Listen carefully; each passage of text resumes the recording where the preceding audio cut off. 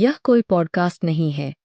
यह एडुथॉन 4.0 के दौरान श्री सौरभ द्विवेदी की रिकॉर्ड की गई बातचीत है। और देखिए साहब, कोई कहता है कि दुनिया भगवान चला रहा है, कोई कहता है इंसान चला रहा है, कोई ये भी कहता है कि आईटी सेल चला रही है। जिसकी जैसी श्रद्धा। और हमको ये लगता है कुल जमा दुनिया कॉन्फिडेंस से चल रही है। जितना भी हमारे खलीते में जेब में कॉन्फिडेंस है वो लेके हम स्टेज पर आ गए हैं। सबसे पहले आप सभी लोगों को बहुत बहुत शुक्रिया, क्योंकि दुनिया में अगर कहीं कोई एक भी इंसान आपको सुन रहा है तो ये भाव आपके भीतर कृतज्ञता भरना चाहिए। Everybody has so much to speak, nobody is ready to listen.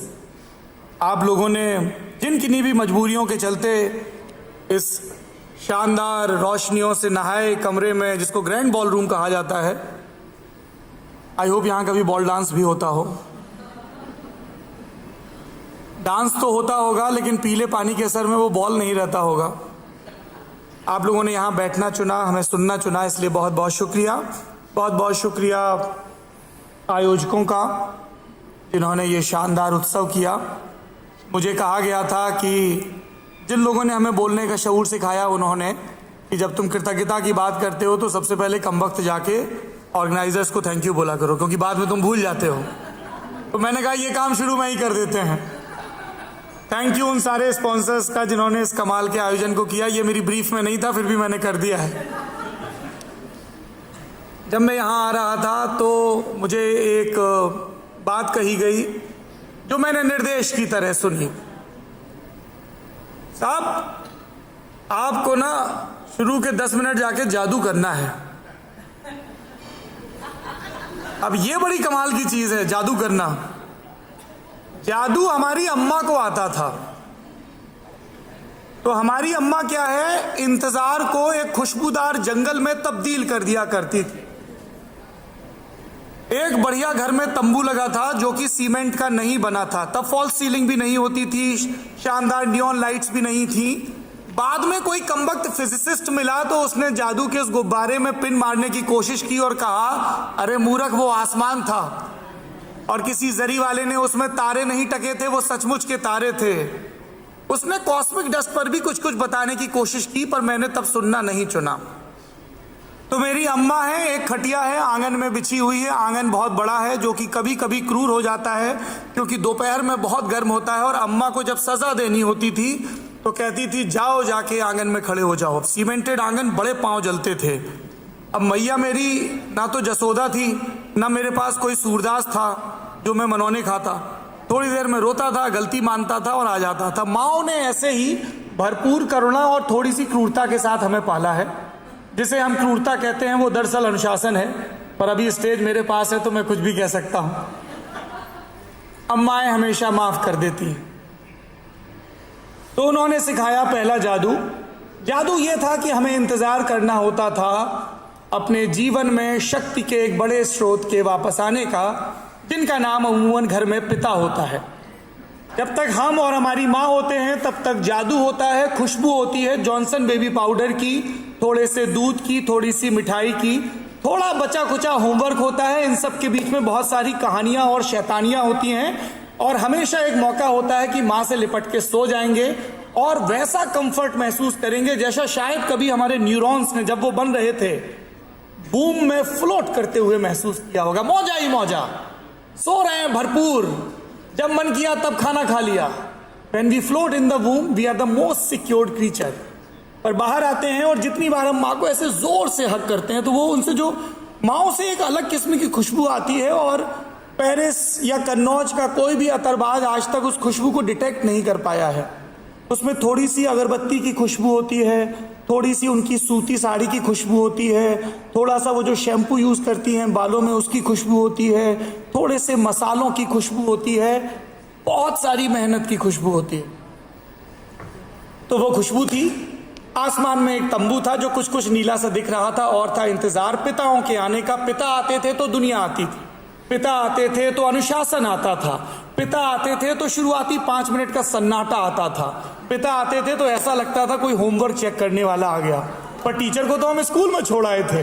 पिता हमारे परमानेंट टीचर थे, लेकिन सख्त वाले, जैसे पीटी टीचर, हर वक्त पनिशमेंट के लिए तैयार। अगर कोई पीटी टीचर हो तो माफ करे, क्योंकि यही मौका है आपको दिखाने का कि आपके अंदर सेंस ऑफ ह्यूमर भी है, you can take a joke. बहरहाल, पर पिताओं के आने और दुनिया के दाखिल होने से पहले माँ और क्या करती थी? माँ जादू करती थी, क्योंकि वो कहानियां सुनाती थी। उन कहानियों में कभी हम एक बेहद नरम लेकिन दुनिया जहां के रंग अपने पैलेट पर सपेटे तितली हुआ करते थे, और हमें ये यकीन था कि हम तितली हो सकते हैं, हम उड़ सकते हैं। कभी हम एक कुआं होते थे जिससे एक लड़की बाहर निकलती थी, जो पता चलता था कि असल में राजकुमारी है और धोखे से उस कुएं में फेंक दी गई है। इससे दुनिया में आगे जितने भी आने वाले दुखों के कुएं थे, उनसे उबरने की एक आस बीज की तरह हमारे भीतर दाखिल हो जाती थी, क्योंकि हमें पता था कि माँ ने बताया है, और माँ कभी झूठ नहीं बोलती, कि हर कुएं से निकला जा सकता है एक बेल को पकड़कर जो हरे रंग की होगी। और माँ ने सबसे बड़ा जादू ये सिखाया, जिसे हम कहन का जादू कहते हैं, कि शब्दों के जरिए तुम भी जादू बुन सकते हो, तुम भी कहानी कह सकते हो। माँ मेरी पहली शिक्षक थी। आप सब शिक्षा से जुड़े व्यक्ति हैं, और ऐसा नहीं कि माँ बहुत अच्छी थी, ये हम लोग बहुत ग्लोरीफाई कर देते हैं। मैं लेटली बहुत सारी मम्मियों से मिला हूं जो कि मेरी दोस्त हैं। ये बड़ी खूबसूरत औरतें हैं, इसलिए नहीं कि वो दिखने में खूबसूरत हैं, वो तो है ही। दुनिया में कोई भी औरत जो कॉन्फिडेंस से भरी है और उसने खिलखिलाना चुना है, वो खूबसूरत है, बहुत ज्यादा खूबसूरत। इसलिए क्योंकि उन्होंने अपनी दुनिया हमसे साझा करनी चुनी। तो पिछले दिनों हमारी एक दोस्त वो माँ बनी। मैं बहुत एक्साइटेड सा उनके पास पहुंचा। I was very happy. She was one of the founding member of Lalan top. जिस लड़के से उन्होंने शादी करना चुना, वो भी वहीं पे काम करते थे। तो हमने बिल्कुल शुरुआत से उनको देखा, और अब वो माँ बनी है, वो एक लाइफ के एक और फेज में गई। तो मैं बिल्कुल ऐसे पहुंचा उनके पास जैसे मेरे पास कागज कलम है, मैं स्टूडेंट हूं, और ये बहुत इंपॉर्टेंट लेक्चर है और नोट्स हैं जो मेरे फाइनल एग्जाम में आने वाले, और मेरा प्लेसमेंट इसी पे डिपेंड करता है। तो मैंने कहा तो फिर कैसे हुआ? देन शी स्टार्टेड एक्सप्लेनिंग कि सबसे पहले पीरियड पेन, सबसे पहले लेबर पेन होता है। मैंने कहा वो कैसे होता है, एक्सप्लेन करो।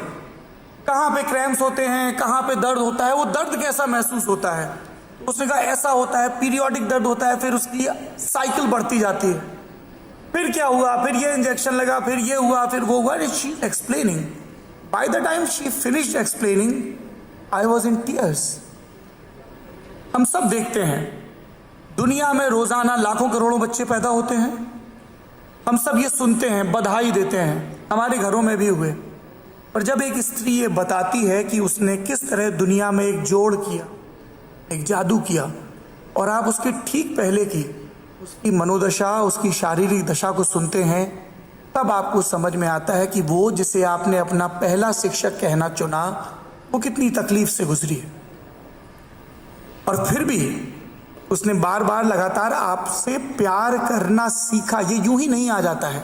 Postpartum depression is a reality in our world.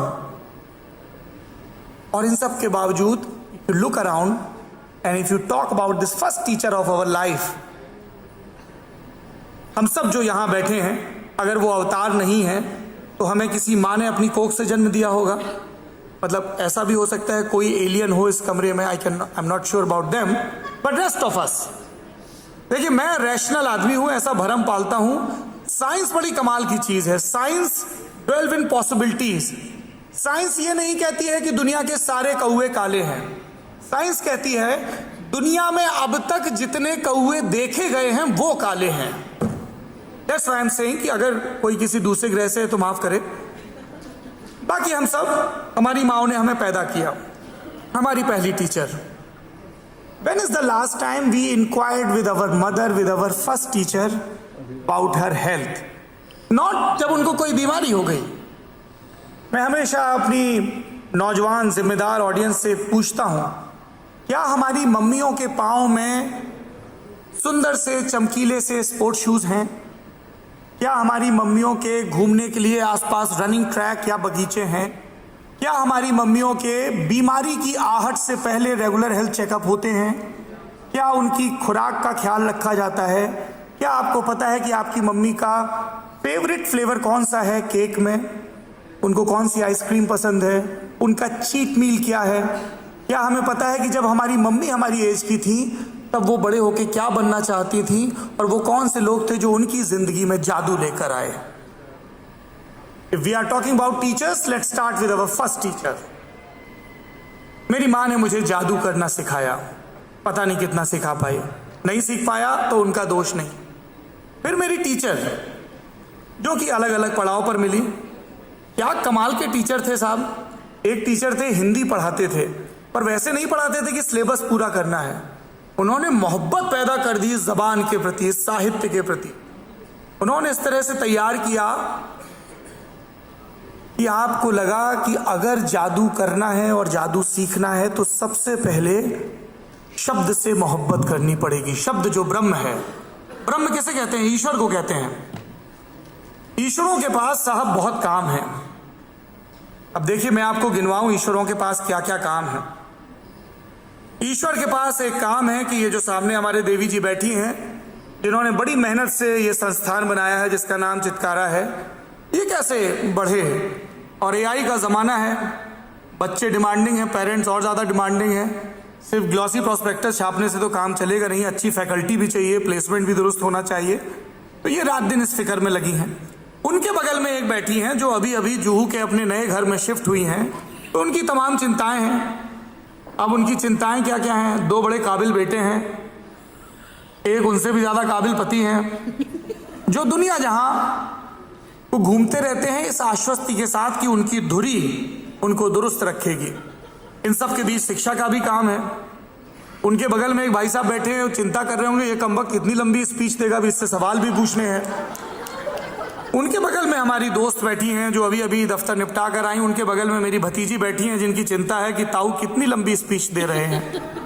और आप देखिए कि ये सब अपनी चिंताओं को किसी एक अज्ञात के नाम मर रहे हैं जिसका नाम हमने ईश्वर रखा हुआ है। तो ईश्वरों के पास हर वक्त बहुत काम होता है।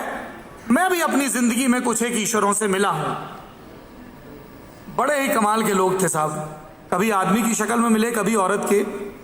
हर बार मैंने उनका पेशा पूछा तो उन्होंने कहा जी मैं टीचर हूं, मैं पढ़ाता हूं, मैं पढ़ाती हूं।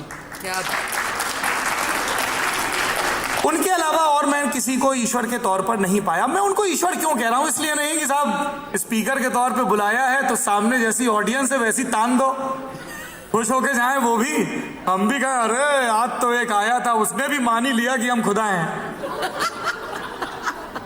मैं आपको ईश्वर इसलिए कह रहा हूं क्योंकि आप हमारे भीतर जाने अनजाने संभावनाओं के बीज बोते हैं। आपकी एक छोटी सी मुस्कान हमारे भीतर के डरों को दूर करती है। जैसे यहां एक बाईं तरफ देवी जी बैठी हुई हैं काली पोशाक में, अपना मोबाइल चेक कर रही हैं। ये उनको बता दीजिए मैं उन्हीं के बारे में बात कर रहा हूं। I am talking about you young lady. Hi. Right before the session she walked up to us और उन्होंने पूरी मुस्कान के साथ, जो कि फेक नहीं थी, एक वो मुस्कान है जो हॉस्पिटैलिटी इंडस्ट्री में सिखाई जाती है, विद द अर्ज की जेन्युइन होनी चाहिए। You walk up in a restaurant, दिल से hello sir how are you doing. हो सकता है वो अभी अभी फ्रंट मैनेजर से डांट खा के आया हो। एक स्माइल है जो ब्यूटी पेजेंट्स में जाने वालों को सिखाई जाती है, पता नहीं आपके जमाने में सिखाई जाती थी कि नहीं। उसमें बताया जाता है ज्योमेट्री के हिसाब से इतने इंच मुस्काना है, कैमरे की तरफ इतना देखना है। एक होती है जेन्युइन मुस्कान, पेट से आती, भीतर से आती है, खिलखिलाती हुई मुस्कान। She walked up to us and she asked, कैसे हैं आप? It disarmed me. दुनिया में इतनी क्रूरताएं हैं और उससे थोड़ी सी ज्यादा संभावनाएं हैं, और हर संभावना हंसी के किसी कमल दल पर इतरा रही। ये मुझे मेरे गुरु ने सिखाया। If you smile, you can become a source of joy for anybody. Imagine, एक टीचर है जिनसे आपने, इनके सामने कोई गुस्ताखी की, शैतानी की, उन्होंने पकड़ लिया और वो गुस्सा गए, परशुराम का अवतार हो गए। आपकी रिएक्शन क्या होगी? एक टीचर है जिन्होंने आपको गलती करते देख लिया, then she chose to smile and see how naturally it comes. I did not say he chose to smile. I'm sorry, मैं पुरुषों के प्रति क्रूर नहीं हूं, पर मुझे लगता है कि करुणा जो है वो हमारे जीवन में स्त्रियों ने ज्यादा दी है। पुरुषों ने कठोर होना चुना, जो भी वजह हो, कंडीशनिंग भी एक वजह हो सकती है। बहरहाल, she chose to smile and then she told us that this is wrong. अब वो डांट नहीं रही हैं तो हम बहाना नहीं मार पा रहे हैं, हम अपना रौद्रूप अरे मैंने तो कर दिया तो क्या हुआ, I am a tough kid नहीं कर पा रहे। हमारे गुरुओं ने हमें सिखाया कि मुस्कुराने के जरिए न सिर्फ आप अपने भीतर की ऊर्जा को बचाते हैं बल्कि अपने इर्द गिर्द थोड़ी सी ज्यादा हरियाली फैलाते हैं। हमारे गुरुओं ने हमें सिखाया कि शिक्षा का मजा ये है कि ये कभी खत्म नहीं होती है। गुनाहों का देवता में धर्मवीर भारती एक बड़ी कमाल की लाइन लिखते हैं, शेर है एक साहब, अर्ज किया है, इरशाद बोलिए।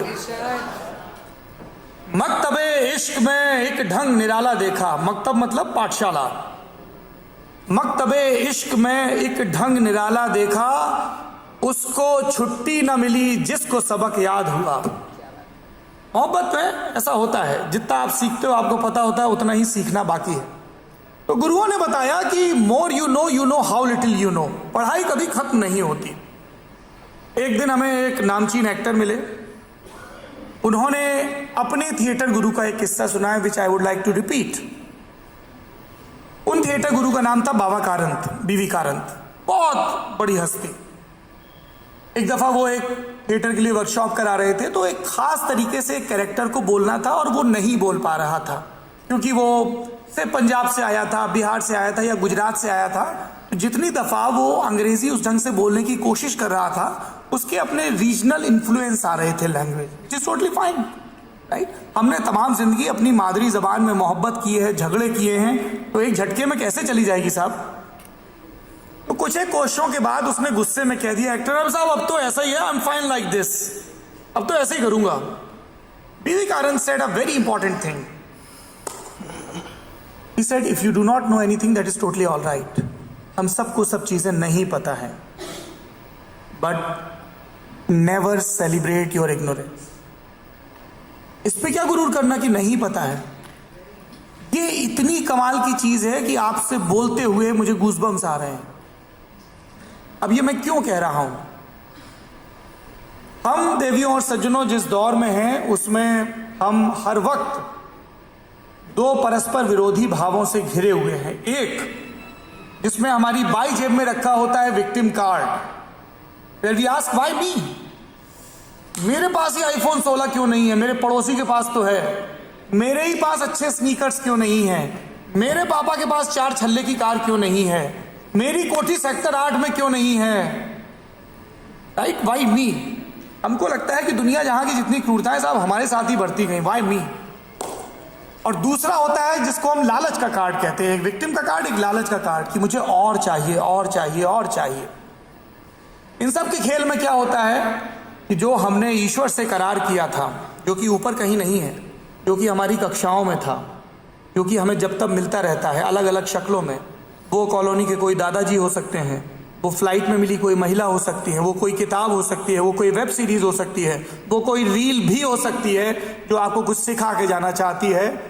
तो हमने उनसे उस पल मुस्कुराते हुए एक वादा किया था कि हम जो है जिंदगी को मौज से जिएंगे, क्योंकि रोज सवेरे जब हम उठते हैं और हमारा अपनी जेब में हाथ जाता है तो एक चमचमाता हुआ चांदी का गिलट का सिक्का हमें मिलता है जिस पर लिखा होता है नया दिन।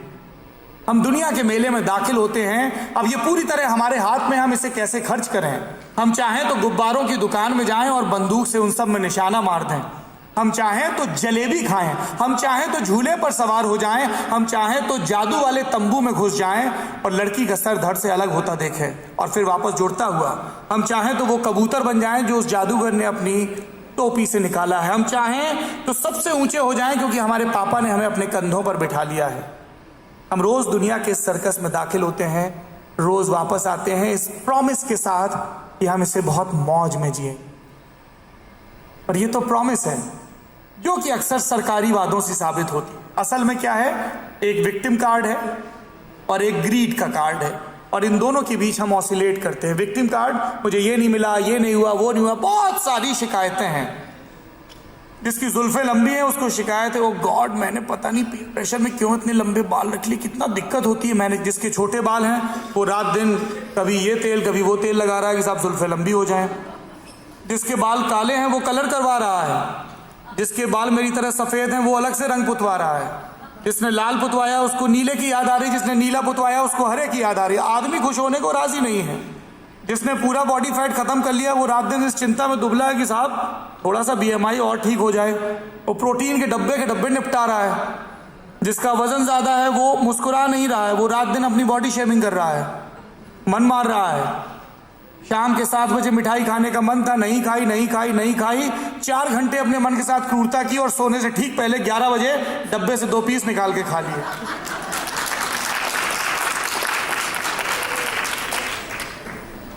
देखिए इशारा आ गया है, मिठाई खाने का वक्त पूरा हुआ। तो देवियों और सज्जनों, आप सब मुझसे ज़्यादा अनुभवी हैं, मुझसे ज़्यादा ज्ञानी हैं, मुझसे ज़्यादा संयमी हैं जो आप सुन रहे हैं।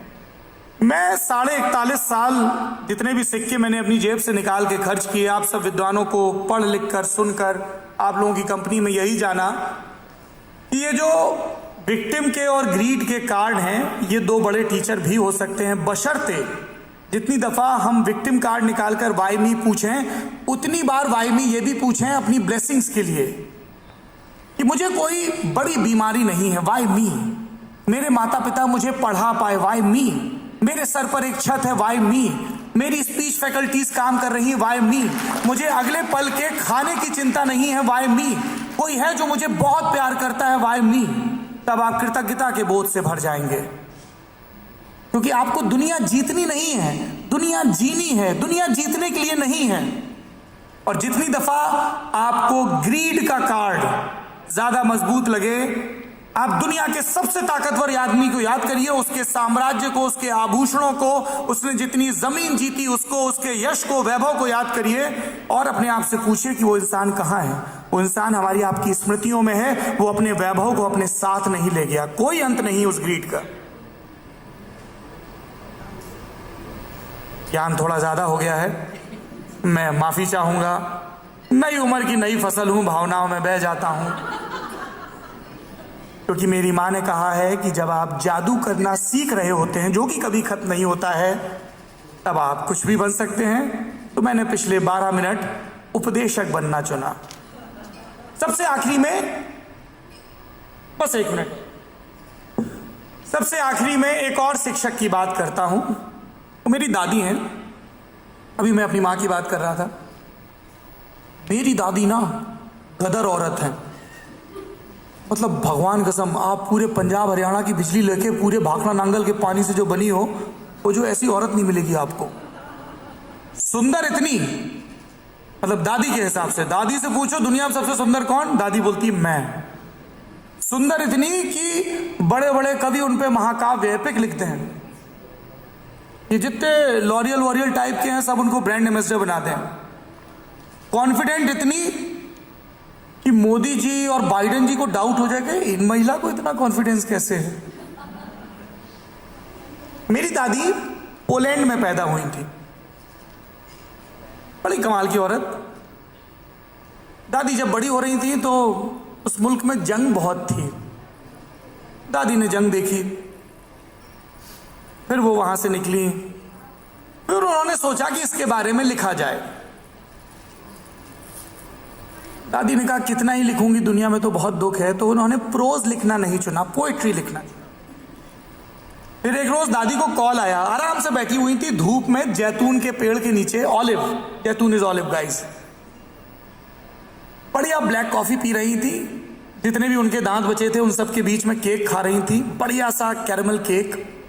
उनको एक फोन आया, उन्होंने, फोन करने वाले ने कहा दादी बधाई हो। दादी ने कहा अब किस बात की बधाई। दादी कॉन्फिडेंस से भरी थी, उनको दिन भर बधाइयां मिलती थी। उन्होंने कहा दादी आपको नोबेल प्राइज मिला है। ओके। और फिर से उन्होंने एक केक का टुकड़ा उठाया और कॉफी के सिप के साथ खत्म कर दिया, और उसके बाद वो सोने चली गई जैसे कि रोज जाती थी। मेरी उन दादी का नाम है विश्वावा शिम्बोष्का। वो पोलैंड की बहुत महान पोएट हैं।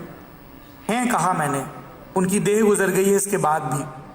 दादियां साझा होती हैं, उनके तजुर्बे साझा होते हैं। हमारी दुनिया में जितने भी पुरखे हुए, उन्होंने क्रूर होना चुना हो या करुणा से भरा होना चुना हो, यदि उन्होंने एक भी सीख पास ऑन की है तो वो हमारे पूर्वज हैं और हमें उनके प्रति कृतज्ञ होना चाहिए।